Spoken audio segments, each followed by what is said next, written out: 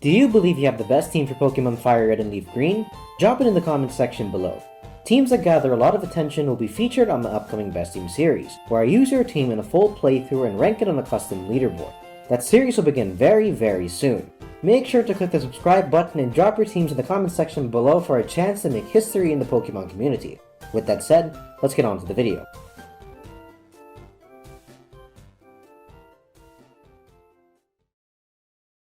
So around a year ago, I uploaded what I believe to be the best team for Pokemon FireRed and LeafGreen. It was able to defeat all the obstacles in the game without having to rely on Operation Abuse the Bidoof, which is the term I use to describe abusing innocent Pokemon that are minding their own business and do not need to be defeated by you in order to beat that game. It managed to complete the game without a single Pokemon reaching higher than level 40. However, a lot of you guys seemed unhappy with the fact that I included trade evolutions in this team. For those of you who don't know, you can trade Pokemon with yourself using an emulator. Check my pinned comment if you want to know how. It is my belief that the original best team that I created is the best team for Pokemon FireRed and LeafGreen. That being said, as this is a channel dedicated to finding the best teams in each game, it wouldn't be right for me to not even attempt to form a team that can be used by those few individuals out there still playing on the original hardware of the Game Boy. So, I made another team without trade evolutions that can also beat all the obstacles in this game without needing to rely on Operation Abuse the Bidoof. This team was able to defeat Blue with the highest leveled member reaching level 41. I do not consider this team as good as the original one because the composition of this team makes it much more prone to unforeseen critical hits from the Elite Four and Blue's team compared to my original best team. And one of the members does not reach its fullest form until level 40, the highest level among the members of the original team after defeating Blue. That said, I'm curious what team between this one and the original one you guys will prefer after I've laid out this new team on the table. Without further ado, let's get started. By the way, I'd like to give a shout out to Ananananananananana for correctly guessing the theme of the team for this video in my gameplay video. I may or may not provide more opportunities for you guys to guess the topics for my future videos, so stay tuned. And click that subscribe button so that you'll know right away when the best team is out and when the upcoming best team series has begun. Whenever coming up with the best team for a Pokemon game, I look at the obstacles where without the right members, I have to resort to Operation Abuse the Bidoof, where I walk into the grass and invade the homes of innocent creatures because I need to raise the level of my Pokemon to a higher level than I would have to if I chose the right members for this team. The first obstacle in this game is Misty. Water types are strong against most neutral types and only have two weaknesses, Grass and Electric.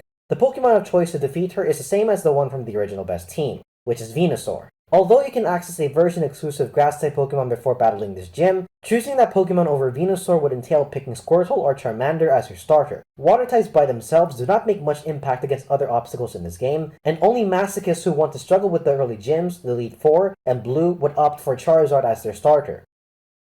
Okay, I think I'm going to deeply regret this, but comment down below if you want me to make a best team video using Charizard as my starter.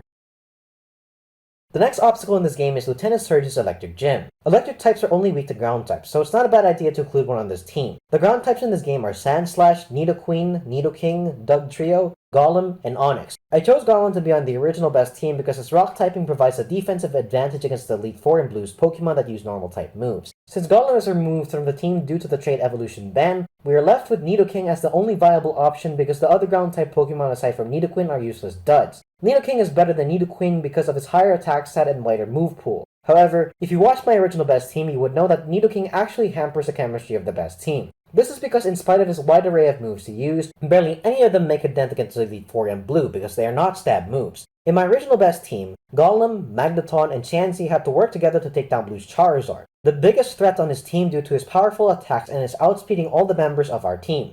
Magneton and Chansey play purely defensive roles to drain Charizard's PP for Fire Blast, while Golem came in to finish the job due to his rock typing being 4 times strong against Charizard, and Golem being able to tank Charizard's flying attack because of his strong defense stat and his rock typing providing a defensive advantage against Charizard's flying type. Nidoking's poison and ground typing does not provide any defensive advantage against Charizard, and his low defense stats actually make him vulnerable to Charizard's neutral attacks because of the more than 20 level gap between the two Pokemon. Nidoking simply cannot fulfill the role that Golem provided for the team.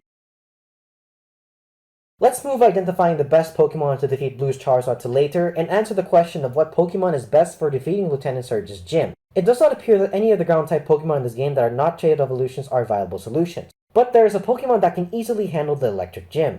That Pokemon is Venusaur. Yeah, since the ground typing is more or less useless for the other important obstacles in this game, it is not worth investing a full slot on this team for defeating Lieutenant Surge. Since Venusaur's grass typing is resistant to electric moves, He is capable of defeating Surge's Pokemon due to having been the focus of the team's training to defeat the first and second gym, resulting in being overleveled. The next obstacle in this game is Erica's Grass Gym. In the original best team, we picked Alakazam as the best psychic type to defeat her gym due to two of Erica's Pokemon having a secondary poison typing, Koga being a poison gym, for Agatha's supposed ghost Pokemon also being poison types, and the type strong against grass being useless against the Elite Four in blue. However, Alakazam is a trait evolution, so she needs to be replaced. I'd like to give a shout out to Gigical for recommending the chosen member to replace Alakazam, which is Mr. Mime. Mr. Mime is a more viable option than Jinx, the other option on this team, because Mr. Mime learns the move Substitute, which allows Mr. Mime to set up Calm Mind and then ensure that he can tank a physical hit and deal a buffed special attack for free. This is useful for overcoming Lance's Dragonairs and Dragonite as well as Blue's Alakazam and Gyarados. Mr. Mime also learns the move Thunderbolt, which allows him to defeat Blue's Gyarados as well as the Gyarados on Lance's team. Jinx cannot pull off any of these threats, therefore Mr. Mime is the best member to include on this team. Next, we have to choose a member to defeat Sabrina's Psychic Gym. There are three types super effective against Psychic, which are Bug, Dark, and Ghost. The only Bug type with decent stats is Scyther, but he doesn't learn a Stab Bug move until level 46. As for Dark and Ghost type Pokemon, there are none available in this game save for Gengar. Though Gengar is a member of the original best team, he is a trait evolution, so he cannot be included on this team. It would appear then that there is no solution to defeat Sabrina, except there is. In the Kanto region, you can find the ultimate special attack Absorber that makes all of Sabrina's Pokemon fall one by one because she has infinite HP and can Toxic Stall them to death. If you've seen my original best team video and my best team for Pokemon Platinum, you would know which Pokemon I'm referring to. This Pokemon is Chansey. Chansey is a no-brainer to include on this team because major obstacles like Elite Four Lorelei and Lance rely on special attacks. By having Chansey on the team, we can overcome their Pokemon despite the large level gap between their members and ours. For this next section, I will be discussing two major obstacles simultaneously because I will be selecting two members. One of them is needed to take down the first obstacle, and both need to work together to take down the second obstacle. The first obstacle is Blaine's Fire-type Gym, and the second obstacle is Elite Four Bruno. In the original best team, Golem took care of Blaine while Gengar defeated Bruno, but since both members are trait evolutions, they need to be replaced. Gengar was so powerful against Bruno because of his ghost typing and speed, which negated the stab moves of Bruno's fighting types, and he also used the move Hypnosis, which put Bruno's Pokemon to sleep in order to allow Alakazam to finish him off or for Gengar himself to drain their health with the moves Curse and Dream Eater. Since Gengar is not on the team and there are no other ghost Pokemon in this game, we have to compromise by making it so that even if Bruno's Pokemon attack, they don't deal a lot of damage. As Bruno's Pokemon use physical moves, the best way to negate the impact of their attacks is with the ability Intimidate. There are three Pokemon with that ability in this game, which are Arcanine, Gyarados, and Tauros. Arcanine cannot be included in the team because he is a version exclusive, but look at the other two options. Gyarados is a flying type, while Tauros is a normal type. Tauros can be used to bait Bruno's Pokemon to attack with their stab moves, and then pivot into Gyarados, which will lower their attack by 2 stages and then make them dish out little damage in the process. Once their attack stat has been made useless, Mr. Mime can be switched in to finish them off. It has to be noted though that this is not a foolproof strategy because a critical hit from Bruno's Pokemon would negate any stat change brought about and take out whatever Pokemon is on the receiving end of that blow. But since Gengar is not on the team, this is the best strategy we can use. With regard to Blaine, Gyarados is a Water-type Pokemon and has a high special defense stat, making him a sufficient member to defeat his Fire-type gym. Gyarados and Tauros are perfect additions to add to this team to overcome these two obstacles.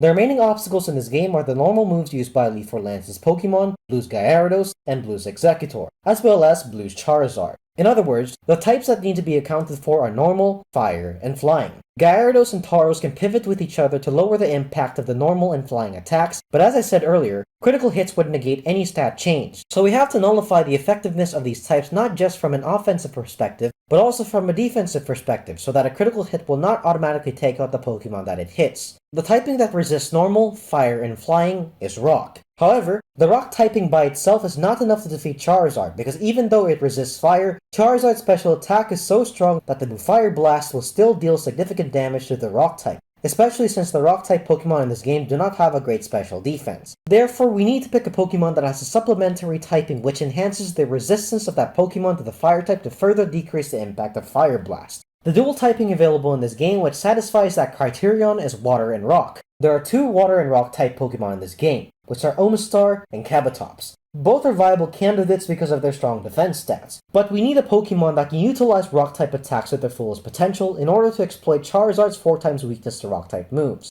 As Rock attacks are physical, the Pokemon of choice is dependent on who has a higher physical attack stat. A comparison of the stats between Omastar and Kabutops reveals that Kabutops has the higher attack stat, making him the ideal 6th member to include on this team. With these 6 members, you can defeat all the gyms, the Elite Four, and Blue without having to rely on Operation Abuse of Bidoof, and you do not have to trade with yourself to obtain the final form of any of these Pokemon. And there you have it, the best team for Pokemon FireRed and LeafGreen without trade evolutions. Personally, I believe that the original best team is better because it provides less wiggle room for our opponents to get lucky with critical hits, and each Pokemon can be accessed before level 40. But I want to know guys, what team do you prefer? Let me know in the comment section below. And don't forget to subscribe for more best teams and my upcoming best team series, where I use your teams in a full playthrough and rank them on a custom leaderboard. That's pretty much it for this video, thanks for watching. DFuego, signing out.